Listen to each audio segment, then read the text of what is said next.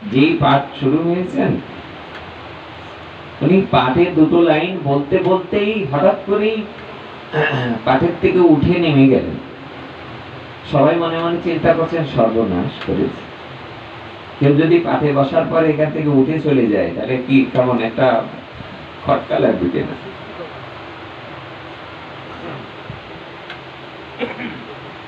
এই ছুটতে ছুটতে এরকম পিলার দেওয়া নাট মন্দির, অনেক বড় আসর, ২-৪ হাজার ভক্ত, বিরাট বড় কমপ্লেক্স মন্দির করেছে ওই জায়গায়। আমাদের নিয়ে নিয়ে দেখাচ্ছে, বাবাকে দেখাচ্ছে, বাবা দেখুন আমরা এত বড় নাট মন্দির করেছেন। ওই নাট মন্দিরের পেছনের দিকে একটা পিলারের গায়ে ওনার এক বড় গুরু ভাই বসেছেন। উনি ওখান থেকে নেমে গিয়ে বড় গুরু ভাইটার ওখানে গিয়ে বলছেন, বাবা আমি পাঠ করবো না, আপনি আসেন, আপনি পাঠ করেন।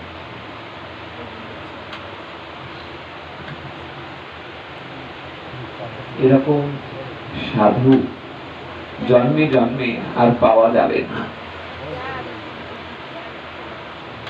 যিনি আজকে, তাই আমি চৌবেদের ওখানে প্রসাদ পেতে পেতে তাই বলছি, দাদা আমি একটা কথা ভেবেছি আপনার সাথে বলি।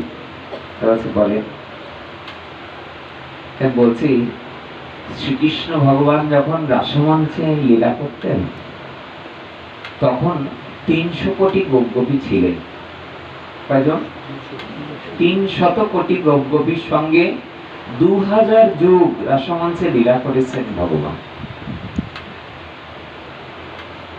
তাই বলছি, এক এক ব্রজগোপীদের সঙ্গে যখন এক একজন কৃষ্ণ আলাদা আলাদা কীর্তন, আলাদা আলাদা নর্তন, আলাদা আলাদা নাচছেন, সব ব্রজগোপীগণ চিন্তা করছে কৃষ্ণ আমার, কৃষ্ণ আমার সাথেই কীর্তন করছে, আমার সঙ্গেই লীলা করছে। যার কাছে যাচ্ছেন সবাই মনে করছে মনে হয় আমার সাথেই তিনি লীলাদি করছেন, আমার সঙ্গেই ঘুরছেন, আমার সঙ্গেই নৃত্য করছেন। বলছে আমাদের গুরু মহারাজ এরকমই ছিল, যে শিষ্যের বাড়িতে যেতেন, যার গৃহে যেতেন, তিনিই মনে করতেন গুরুদেব আমাকেই বেশি ভালোবাসে, আমার সঙ্গেই মানে বেশি বেশি সময় দিচ্ছেন। এইটা আমার খুব মনে হয়েছে। আপনি যে বাড়িতে যাবেন, আমি ওনাদের বাড়িতে যাওয়ার পরে বলছে আমাদের মনে হচ্ছে যেন উনি আমাদের বাড়িতেই বেশি বেশি করে কৃপা করে গেছেন। আপনি আরেক বাড়ি যান, যিনি সদ্গুরু মহারাজ, তার গিরিয়ে গেলে বলবে হ্যাঁ তিনি, সবার চোখে জলটা কেন আসে? ভালোবাসা। ভালোবাসার বস্তু যেদিন চলে যায় না, সেই দিন মানুষের হৃদয়ের ব্যথাটা জেগে যায়। আগে থাকতে কথায় আছে না, দাঁত থাকতে তো দাঁতের মর্ম বোঝা যায় না। তবে কেউ যখন প্রিয় মানুষকে, প্রিয় সাধুকে, প্রিয় বৈষ্ণবকে হারায়, হারানোর পরে তিনি বুঝতে পারেন, উপলব্ধি করতে পারেন। সমস্ত নবদ্বীপ বাসীগণ গিয়েছেন মহাপ্রভুকে দেখতে। কারোর মনের মধ্যে এরকম না যে তারা জগন্নাথকে দেখতে যাবে না, তা নয়। সবাই উড়িয়া গৌড়িয়া সমস্ত বৈষ্ণবগণ তারা নীলাচলে গিয়েছেন জগন্নাথকে দেখতে, এটা মিথ্যা আবার সত্য। তারা যেমন নীলাচলে গিয়েছেন পুরীর জগন্নাথকে দেখতে, কিন্তু আগে জগন্নাথকে না দেখে আগে গম্ভীরার সম্মুখে গিয়ে মহাপ্রভুকেই তারা দর্শন করছেন। আর বাসুদেব ঘোষ তিনি সমুদ্রের সন্নিকটে এসে মহাপ্রভুকে একা একা কান্না দেখে মহাপ্রভুকে বলছেন, প্রভু জগন্নাথ। মহাপ্রভু পিছন ফিরে তাকিয়ে বলছেন, জগন্নাথ তো এখানেই নয়, জগন্নাথ তো মন্দিরে, তোমরা মন্দিরে যাও, এখানে এসে জগন্নাথ জগন্নাথ করছো কেন? বাসুদেব ঘোষ করজোড়ে নিবেদন করে বললেন, বাসুদেব ঘোষ বলে করি জোড়হাত, যেই গৌর সেই কৃষ্ণ, সেই জগন্নাথ। প্রভু তুমি আমাদের জগন্নাথ, তুমি আমাদের ব্রজের কৃষ্ণ কানাই, তুমি আমাদের নিমাই। প্রসঙ্গক্রমে পুরীর সমুদ্রের সন্নিকটে। আর কি করবেন, সমুদ্রের সন্নিকট দিয়ে দুটো বাহু তুলে, মেরুদণ্ড বাহু তুলে মহাপ্রভু কীর্তন গিয়ে বেড়াতেন। ছবিতে যেমন দেখা যায়, তেমনি গৌড়ী ও বৈষ্ণব সমাজের পদ পদাবলিতে উল্লেখিত যে তোমরা কি এক সন্ন্যাসী দেখিয়াছ, শ্রীকৃষ্ণ চৈতন্য যাহার নাম, ওগো তোমরা কি তাকে ভেটিয়াছ? কখনো হাসন, কখনো রোদন, কখনো আষাঢ় খায়, অঙ্গে পুলকের ছটা, যেন শিমুলের কাটা, ওই সেন সোনার গায়। তোমরা কি এক সন্ন্যাসীকে দেখিয়েছ যে মাঝে মাঝে আষাঢ় খেয়ে খেয়ে মাঝে মাঝে তার অঙ্গের ছটা, কখনো সে রাধা রাধা কীর্তন করে ছুটে চলেছেন, দেখেছ তোমরা তাহাকে? সেই গৌরাঙ্গ মহাপ্রভু পুরী সমুদ্রের পাশ দিয়ে কীর্তন করতে করতে যাচ্ছে।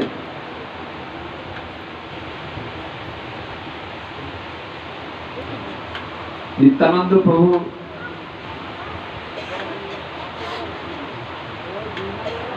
এক পায়ে দুই পায়ে গিয়েছেন এগিয়ে। উনি এগিয়ে গিয়ে মহাপ্রভুকে বলছেন যে আমরা নবদ্বীপ থেকে যত ভক্তবিন্দুগণ আছেন, আপনি যখন নীলাচলে চলে এসেছেন, আমরা তো সব পাষাণ দিয়েছি। প্রিয়জন চলে গেলে যে কতটা ব্যথা লাগে, যে চলে যায়, যে হারায়, সেই তো জানে। তুমি যখন নবদ্বীপ থেকে চিরদিনের জন্য, চিরজন্মের জন্য চলে এসছো নীলাচলে, চলে আসবার পরে আমরা কতটা কষ্ট পেয়েছি, ব্যথা পেয়েছি, আমরা তো পাষাণ দিয়ে সহ্য করেছি। তাহলে নীলাচলের মাটিতে এসে এত কাঁদছো কেন, এত কান্না করছে কেন? চৈতন্য মহাপ্রভু নিত্যানন্দ প্রভুর হাতখানি জড়িয়ে ধরেছেন। জানো নিতাই, আমি যে হরিনাম দিয়ে জীবকে উদ্ধার করতে এসেছি, এই হরিনাম জগতের জীব নিতে চাইছে না, এই জন্যই আমার কান্না, এই জন্যই আমার কষ্ট। জীব তো নাম নিল না নিতাই। আর আমার কি মনে হয় জানো, আমার মনে হয় নিতাই চাঁদ যে অবতারে হরিনাম প্রেম বিলাচ্ছেন, এই অবতারে যদি জগৎ জীব নাম না নেয়, এই জগৎ জীব যদি হরিনাম উচ্চারণ না করে, জীব কোনো কালে কোনোদিন উদ্ধার হবে না, কোনো কালে কোনোদিন উদ্ধার হবে না। নিতাই মহাপ্রভুর কান্না দেখে নিতাই চাঁদ ঝরঝর ঝরঝর যেন দুটি নয়নী শ্রাবণী ধারা বইছে। নিত্যানন্দ প্রভু করন্দন করছেন, কাঁদছে মহাপ্রভু। নিতাই চাঁদ বললেন কেঁদে কেঁদে, বলো কি তোমার আদেশ? তুমি যা বলবে। যদি আমার প্রাণনাথের জন্য আমাদের যা করতে হয় আমরা তাই করব, বলো কি চাও, কি চাও, কি চাও? মহাপ্রভু ঝরো ঝরো কাঁদছেন আর বলছেন, নিতাই চাঁদের শ্রী অঙ্গকান্তি আর শ্রী হস্তখানা নিজ কোলরে ধরে, যেমন গোবিন্দ উদ্ধবকে বলেছিলেন, উদ্ধব ব্রজে যাও, গচ্ছদ্ধব ব্রজং শান্তি, যাও ব্রজে যাও, ব্রজে গিয়ে দেখো আমার ব্রজের গোপীরা আর রাধা ঠাকুরানী আর আমার মা, আমার পিতা, তারা কেমন আছেন, তাদেরকে দেখো। তেমনি ভাবে শ্রীমান চৈতন্য মহাপ্রভু নিতাই চাঁদের শ্রী হস্তখানি নিজ কোলরে ধরেছেন। ধরে নিতাই চাঁদকে বললেন, নিতাই আমার কথা রাখবে? নিতাই চাঁদ বললেন, বলে তো দেখো। পদকর্তা লিখছেন, খুব খেয়াল করে শুনবেন। সংকীর্তন প্রেম রসে ভাষাইও গৌর দেশে, পূর্ণ করো সবাকার আশ, হেন কৃপা অবতারে, উদ্ধার নাহিল যারে, কি করিবে বলরাম দাস? তুমি এখানে আর থেকো না, এখানে আর এসো না, প্রতি বছর যেমন গৌড়দেশ থেকে আর নীলাচলে আসো, আগামী বছর থেকে নিতাই যেন আর গৌড়দেশের থেকে আর নীলাচলে না আসে। প্রথম কথাটা বলার সাথে সাথে নিত্যানন্দ প্রভু আর সহ্য করতে পারছে না। আপনি বলুন, আপনি একজনকে যদি 10-20 বছর ধরে আর বিবাহিত হোক বা যেভাবেই হোক কাউকে আপনি ভালোবাসেন, আপনার হৃৎপিণ্ডটা সেখানে, আপনাকে যদি বলে ফারদার আর আমার সঙ্গে দেখা করতে আসবে না, এই জগতের মাঝে তাই সহ্য করতে পারবে না। তাই স্বয়ং নিতাই চাঁদ তিনি নিজে বলছেন যে আমার গৌরাঙ্গ মহাপ্রভু তিনি নবদ্বীপ থেকে চিরদিনের জন্য নীলাচলে যেমন প্রস্থান করেছেন, এই বিরহ বেদনা নবদ্বীপের ভক্তরা সহ্য করতে পারছে না কোনোভাবেই। তাই তারা সারাটা বছর ধরে অপেক্ষা করে কবে আবার ও চাঁদ মুখখানা, আমার চৈতন্য মহাপ্রভুর সেই বদনখানা কবে আবার তারা দর্শন করবে। এই জন্যে যেই না বললেন সংকীর্তন প্রেম রসে ভাষাইও গৌর দেশে পূর্ণ করো সবাকার আশ। বললেন সবার আশা যেন পূরণ হয়নি, তাই বলে কি আশা? একটা জীব যেন বাদ না যায়, প্রতিটা জীব যেন বদন ভরে হরিবোল বলতে পারে, বদন ভরে যেন কৃষ্ণ নাম গাইতে পারে।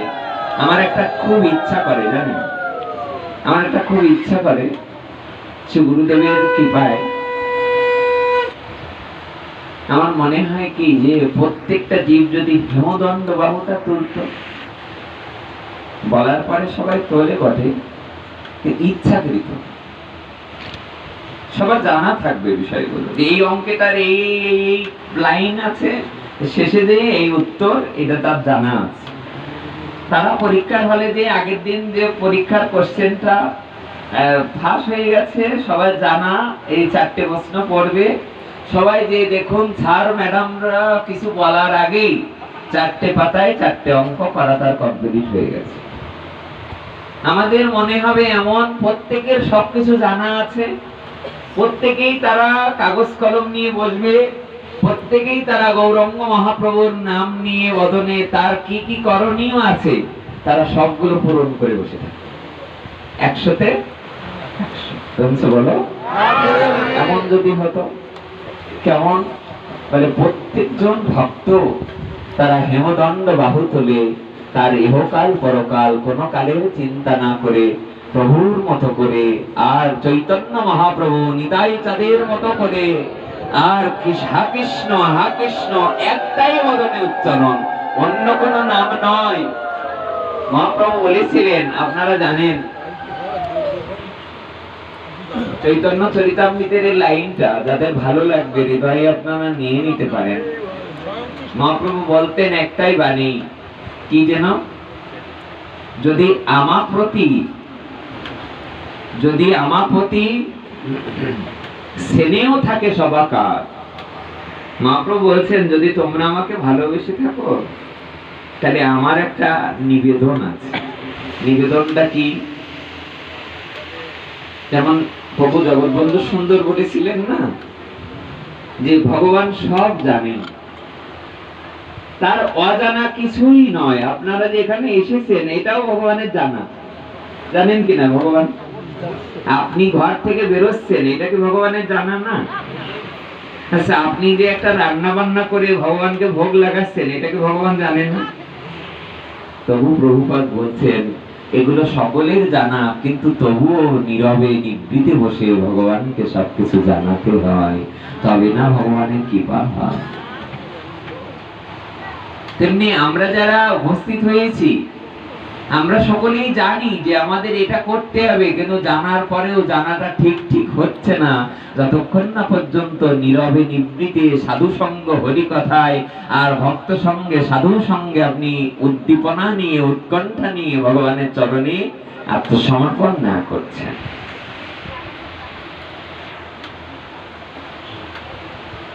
মহাপ্রভু বলছেন সকলে লক্ষ্য করুন, এই গ্রন্থের কথাগুলো কে লিখছেন? কবিরাজ কৃষ্ণ গোস্বামীপাদ লিখছেন। লিখাচ্ছেন কে? এই গ্রন্থ লেখায় মরে কে? মদন মোহন, 80 বছর বয়স, কিছুটি দেখতে পাচ্ছে না চোখে, আর বারবার করে নিজে নিজে মনে করছেন, মই বৃদ্ধ জরাতুর লিখিতে কাপয়ে কর। হাতের তলাগুলো আর হাতগুলো যেই কলম ধরছেন, দেখবেন এখনো অনেকের হয়, অনেকে দেখবেন যাদের হার্টের সমস্যা আছে, অথবা যারা বৃদ্ধ হয়ে গেছেন, অনেকে অল্প বয়সেও এরকমটা হতে পারে, অনেকেরই হাত পা কাঁপে। উনি 80 বছর বয়সে আর লিখতে পারছেন না, হাতটা থরথর থরথর করে কাঁপছেন। বৃন্দাবনে ভক্তগণ এসে কবিরাজ কৃষ্ণ গোস্বামীকে কানে কানে বলছেন, প্রভু আমরা জানি নিত্যানন্দ প্রভু এবং অদ্বৈত ঠাকুর এবং মহাপ্রভুর যে জীবনাদি লীলাদি, এগুলো এই জগৎ সংসারে আর কেউ লিখতে পারবে না, এটা আপনারই যোগ্যতা আছে, আপনি লিখুন। যেই না বললেন, নিজে নিজে বলছেন, মই বিদ্য জরাতুর লিখিতে কাপয়ে কর, না দেখিয়ে নয়নে, না শুনিয়ে শ্রবণে। চোখেও দেখি না, কানেও শুনি না, হাত কাঁপে, বিদ্ধ হয়ে গেছি। মই বিদ্ধ জরাতুর লিখিতে কাপয়ে কর, না দেখিয়ে নয়নে, না শুনিয়ে শ্রবণে, তবু লিখি। এ বড় বিস্ময়, এ অনেক বড় বিস্ময়, আমি যে কি করে লিখি এ তো আমি বুঝতেই পারছি না।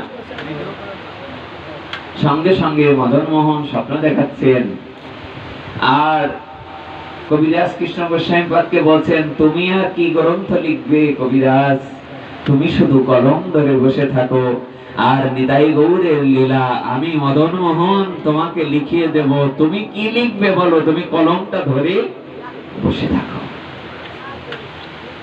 তাই বলি কি, প্রেম আসুক না আসুক, সুখ পাখি হৃদয়ে ধরা দিক আর না দিক, আমার মুরলীধারী ভগবান আমার চোখের সম্মুখে এসে নৃত্য করবেন কি করবেন না, আর রাধা ঠাকুরানীকে আমার বামে এসে বাম অঙ্গে দাঁড়াবেন কি না, এটা তো আমার জানা, আমি জানি না। জানি কি, আপনারা জানেন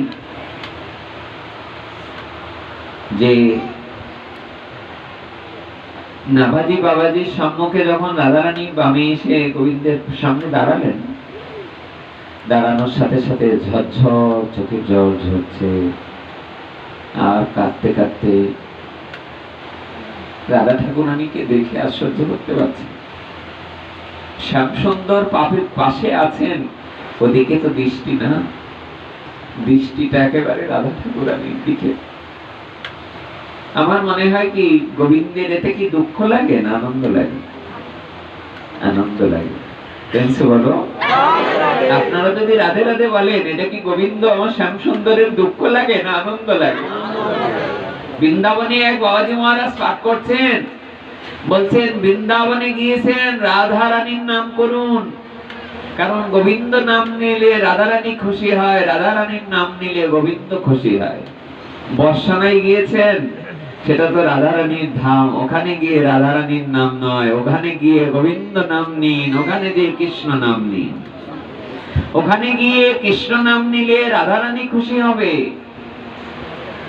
ভক্তরা বলা বলি করছে, আপনি তো এইসব বলছেন, তাহলে নরোত্তম ঠাকুর এই গাইছে কেন, যে যাব গো ব্রজেন্দ্রপুর, হব গোপিকার পায়ের নূপুর, তাহলে ওখানে রাধা রানীর পায়ের নূপুর হতাম, ওখানে গোবিন্দের পায়ের নূপুর হতাম, ওখানে গোপিকার পায়ের নূপুর হতে যাবে কেন? তাহলে কি নরোত্তম দাস ঠাকুর মহাশয় ভুল গিয়েছেন? তাহলে ঠাকুর মহাশয় যিনি সাক্ষাৎ নিত্যানন্দ প্রভু, যার আবেশ অবতার, নিতাই চাঁদের আবেশ অবতার নরোত্তম দাস ঠাকুর মহাশয় বড় অপরূপ কীর্তন গাইছেন, যাব গো ব্রজেন্দ্রপুর, আমি হব গোপী পায়ের নূপুর, নূপুর হয়ে রুনু ঝুনু বাজিব গো হরি বলবো আর মদন মোহন হেরিব গো। সবাই যদি একবার গেয়ে ওঠে কেমন লাগবে? হরি বলবো আর মদন মোহন হেরিব গো।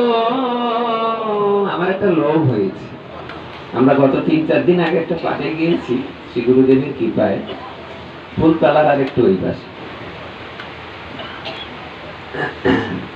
তা আমি অবাক হলাম, এত গরম, কালকে বৃষ্টিটা হওয়ার পর থেকে গরমটা একটু কম, কিন্তু গত পরশু দিন এত গরম, এত গরম, আর এত ফ্যানের ব্যবস্থা, এত সুব্যবস্থা। দাদাজি তো ভক্ত মানুষ, আমি বললাম ওনাকে, আজকেই বলছি, আমি তো অনুরোধ করি যদি আগামী বছর পর্যন্ত বেঁচে থাকি তাহলে আগামী বারও আপনি এই অনুষ্ঠানটা ধরে রাখেন।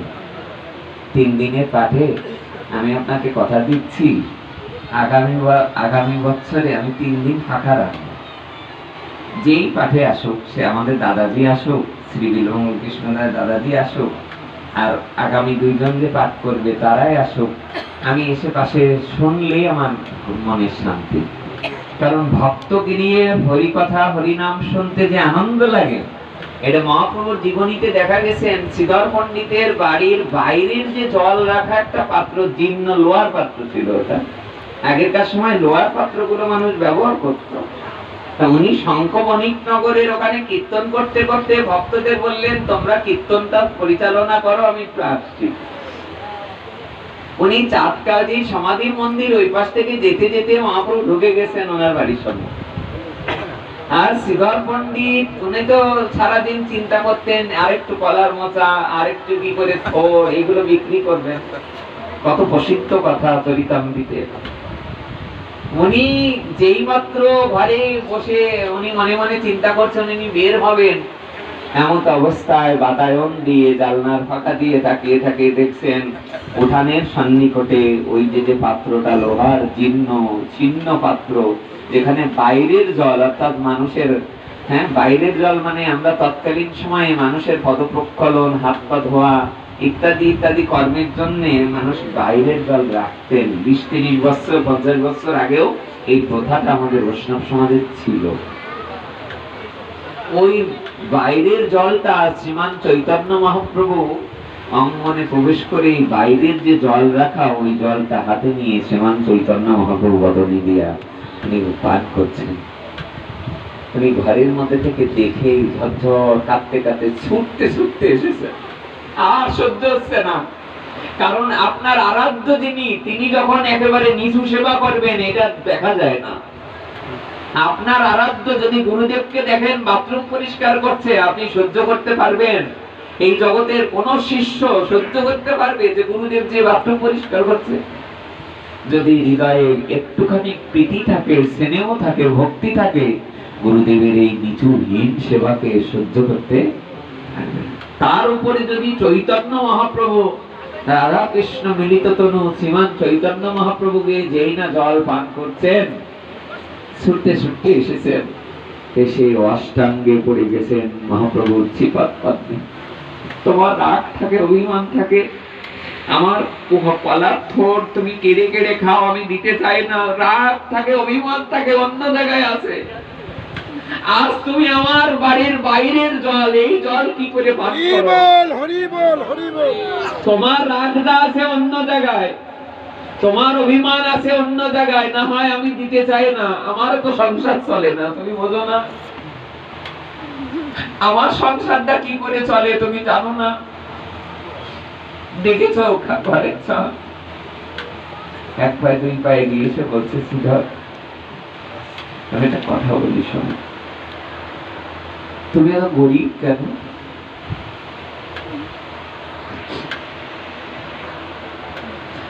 প্রভুর সম্মুখে যেই না বলেছেন তুমি এত গরিব কেন, শ্রীমান চৈতন্য মহাপ্রভুর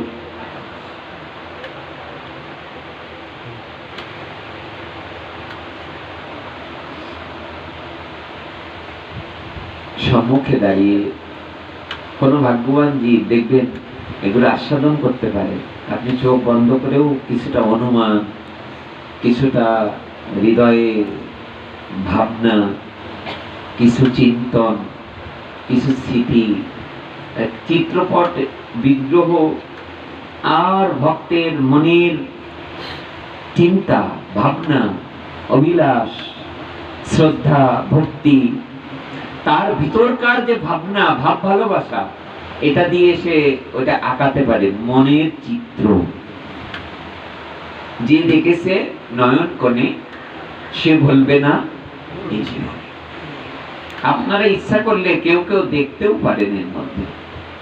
শ্রী গুরুদেব বলতেন যে কোন কোন ভাগ্যবান জীব গুরু কৃষ্ণ প্রসাদে পায় ভক্তি লতা বীজ, মালি হইয়া সেই বীজ করে আরোপণ, শ্রবণ কীর্তন জলে করে সেচন। সেই জীবই দেখতে পারবে যার গুরু কৃপা আছে। বৃন্দাবনে এক সাধু মহাত্মা বলেছিলেন, কে দেখতে পাবে ভগবানকে? বলে আপনি পারবেন না। আপনি পারবেন? তাহলে আমিও পারবো না। তাহলে কে দেখতে পারবে? তাহলে তিনি দেখতে পারবে তাকে যে ভক্ত তার নয়ন কোণে ভক্তির কাজল মেখেছে, তিনিই আমার ভগবানকে দেখতে পারবে। কাজল পড়তে হবে, যে কাজল আমরা পড়াই ও কাজল না। একটা কথা বলি আপনাদের, কারোর ভিতর কাঁদে, কারোর বাহির কাঁদে। যার ভিতর বাহির কাঁদে তিনি ভাগ্যবান। বাবা বলতেন না, কণ্ঠ গাইলে কি গান হয়, যদি না গায়ে প্রাণ। মহাপ্রভুর মহাবাণী, হেন কৃষ্ণ নাম যদি ল বহুবার, তবু যদি নহে প্রেম নহে অশ্রুধার, তবে জানি অপরাধ আছে প্রচুর। কৃষ্ণ নাম বীজ, তাহে নাম হয় অঙ্কুর। যিনি হরি কথা হরি নামে নিত্য নিরন্তর প্রেমাশ্রু ফেলছেন, তার চোখের জল, তার অশ্রুধারা, তাকে দর্শন, তার চরণ স্পর্শ, তার এটো, তার অধরম্বিত, এগুলো আস্বাদন করুন। দেখবেন ধীরে ধীরে দেখতে দেখতে আপনি প্রেমের সাগরে তলিয়ে যেতে পারবেন। মহাপ্রভু এগিয়ে এলেন, এসে বললেন, শ্রীধর শান্ত হও, তুমি ক্রন্দন করো না, বলো শ্রীধর কি বলতে চাও। শ্রীধর পণ্ডিতকে বললেন, তুমি তো গরিব কেন? শ্রীধর পণ্ডিত কাঁদতে কাঁদতে বললেন, প্রভু আমি ছোট মুখে যদি একটা বড় কথা বলি তোমরা রাগ না করো। মহাপ্রভু বললেন, আমি তো ভক্তের, বলো। বললেন, প্রভু গাছে পাখিরা থাকলে তারা কি না খেয়ে থাকে? না। আচ্ছা রাজারা সাততলার পরে যারা বাড়ি করে থাকে তারা কি না খেয়ে থাকে? মহাপ্রভু ভক্তের কথা শুনছেন আর উত্তর দিচ্ছেন। আচ্ছা বাবার সে যখন সন্তান এগিয়ে যায়, বাবার আনন্দ লাগে কি লাগে? দেখবেন এই বাচ্চাটা গোপীনাথ, গোপাল, গোপীনাথ হচ্ছে আমাদের দাদার ছেলে, গোপাল। আমি দেখেছি আমাদের রাধাকুণ্ডের 108 মহন্ত হিরণময় বাবাকে। বাবা আমাকে অনেকদিন বলেছে এই ছেলেটা বড় হলে অনেক বড় পাঠক হবে। তার ভিতরে বীজটা তারা দেখতে পায়। আমি আপনি অনেক কিছু দেখতে না পেলে কি হবে, মহন্তরা, সাধুরা, বৈষ্ণবরা অনেক কিছু চিনতে পারে। হারাধন যারা চিনতে পারে না, এ সবাই তো চিনতে পারে না। আমি এক দাদাকে মাঝে একদিন ফোন করেছি, দাদাকে বলছি, দাদা আপনি তো বেশ টাকা পয়সা করে ফেলেছেন, বেশ ধন গুছিয়ে ফেলেছেন। সঙ্গে সঙ্গে ফোনে আমাকে দেখি ওর পাশ থেকে ঝরঝর কাঁদছে, কান্নার আওয়াজটা পাওয়া যাচ্ছে, কাঁদছে আর বলছে, দাদা ভাই আমার এই ধন কোনো ধন নয়, সেই ধন প্রয়োজন যে ধনে আমার গৌর গোবিন্দ মেলে, ওই ধন আমার কোনো ধন না। যে ধন আমাকে ভুলিয়ে রাখছে সংসারের দিকে, যে ধন পেলে আমি আরো চিন্তা করছি টাকাগুলো নিয়ে কি করব, ধন আমার ধন না ভাই। তুমি আমাকে আশীর্বাদ করো, আমি যেন সাধুকের জুতো করতে পারি। আবার বলছি কথাটি, তুমি আমাকে আশীর্বাদ করো, আমি যেন সাধুদের জুতো বয়ে বেড়াতে পারি। সে কোনো ছলনা করে কথাটা বলিনি, যার ছলনার কথা শুনলে বোঝা যায়। ফিল করে বলা আর অনুভব করা কথা আর ছলনা করে কথা বোঝা যায়, বোঝা যায় না? সে কোনো ছলনা করে বলিনি, তার চোখে জল প্রমাণ করছে। আমাকে বলছে, ভাই আমাকে আশীর্বাদ করো, আমি যেন আর কিছু পারি আর না পারি, অভিমান শূন্য হয়ে যেন সাধুদের চরণ ধুলা আর তাদের জুতো বয়ে বেড়াতে পারি। গুরু কৃপা, বৈষ্ণব কৃপা, অন্য কোনো কিছু নয়, অন্য কোনো কিছু নয়। সিদ্ধার পণ্ডিত বড় অদ্ভুত কথা বললেন, লক্ষ্য করবেন। আমি বেশি সময় নিয়ে নিচ্ছি, সবাই লক্ষ্য করবেন। গরম লাগছে অনেকের, তবু একটা অনুরোধ থাকবে। মাঝেই বলছিলাম মানে কথাটা, আমাদের ড্রাইভার গাড়িতে উঠেই বলছে গরম তো সহ্য করা যাচ্ছে না।